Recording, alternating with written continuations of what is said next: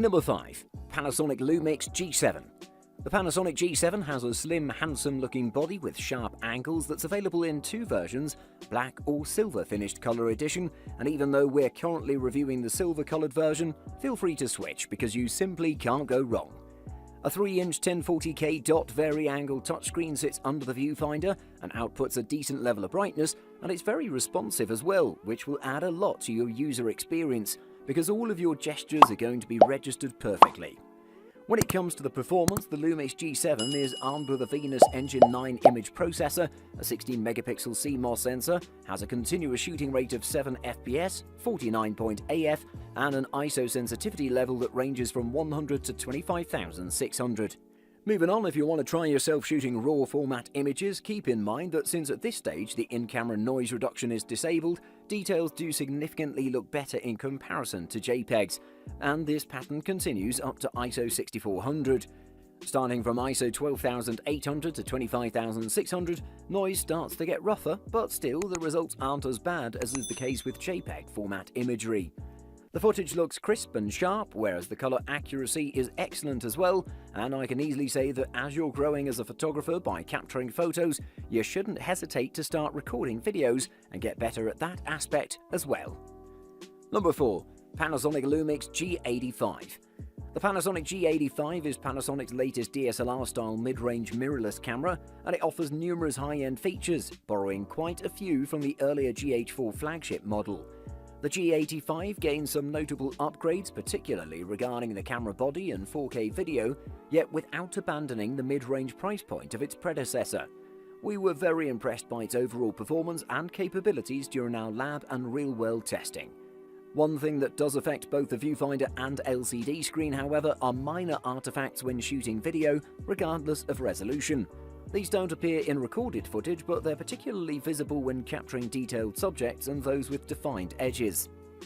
Full HD footage is a little softer by comparison, so it's best to record 4K footage if memory card space permits, as this appears much crisper when viewed on a non-4K display.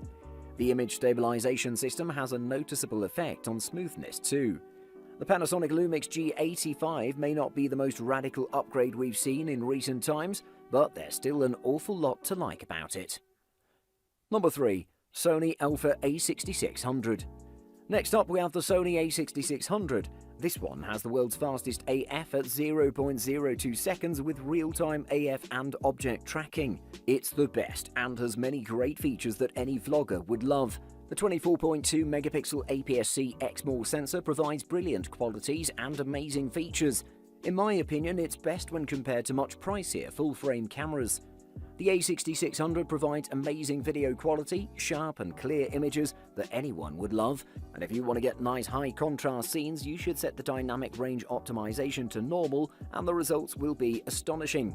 It has a small body and this means there's a limited room for external controls. The record button is a bit hard to reach because it sits on a slanted side edge. However, these are minor details, and I should mention that you can shoot amazing videos no matter what. I should also mention that the 5-axis in-body optical image stabilization mechanism has been adapted as the stabilization unit for the APS-C sensor on the A6600, and the results that this camera gives are just brilliant.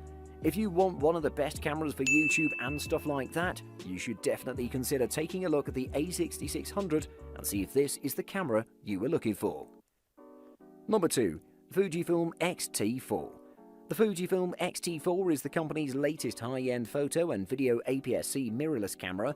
It brings in-body stabilization, faster shooting, improved autofocus and a larger battery to the already very capable X-T3. Fujifilm says that the X-T4 is a sister model to the X-T3 rather than a replacement, which is borne out by the specs and pricing. It's a 26-megapixel camera capable of 20 FPS shooting and 4K capture at up to 60p. In use, we found it offers distinct benefits over both the X-T3 and the older X-H1, and although the autofocus performance isn't cutting edge, it offers one of the best stills and video options you can buy. As with previous Fujifilm cameras, the main menu is pretty well laid out, with icons down the left-hand side that break most of the options into logical sections. For the most part, the X-T4's video capture options match those of the X-T3, giving you some really high-end capture options and excellent image quality. On this camera, you can gain the option to record the more web-friendly AAC audio in the camera's 8-bit 8.264 modes rather than linear PCM. 4K video can be captured for up to around 30 minutes or 20 minutes for 50 and 60p shooting. It's a really good stills camera. It's a really good video camera. But the thing it excels at is switching back and forth between being both. Number 1. Sony A7 III. Since the introduction of the A7 series, Sony has been the leader in the full-frame mirrorless market with its excellent models year after year. While the A7 III is the basic model in the A7 lineup compared to the A7R III and the A7S III, it's one of the most capable cameras in the market, delivering amazing value for its price. The predecessor of the A7 III was excellent and it was considered the pinnacle, however Sony never ceases to amaze. Speaking about controls, it has the same layout as the high-end A7R III, giving you amazing creative freedom, but this is a double-edged sword since beginners will have to undertake a learning curve. On the rear of the device there's the multi-selector joystick for precise work, however you have the 3-inch 921K dot vari-angle LCD touchscreen display as well, which is pretty sharp, responsive and useful.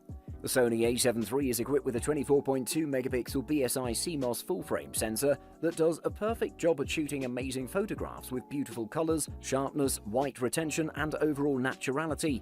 This is the most fun camera to shoot with. The ISO range spans from 100 to 51,200, but can be expanded from 50 to 204,800, and even in high ISO levels it performed excellently, keeping the noise levels low.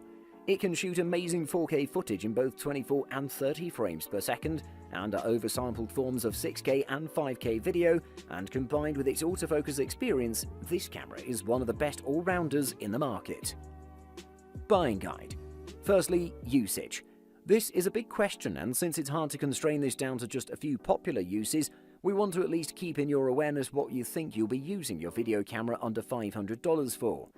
Some frequent uses we've seen around and their answers include filming sports, grab a good AF system especially if the sport involves a lot of movement, filming music videos, if outdoors check for low light sensitivity, YouTube videos, any will do especially if you're vlogging, and more.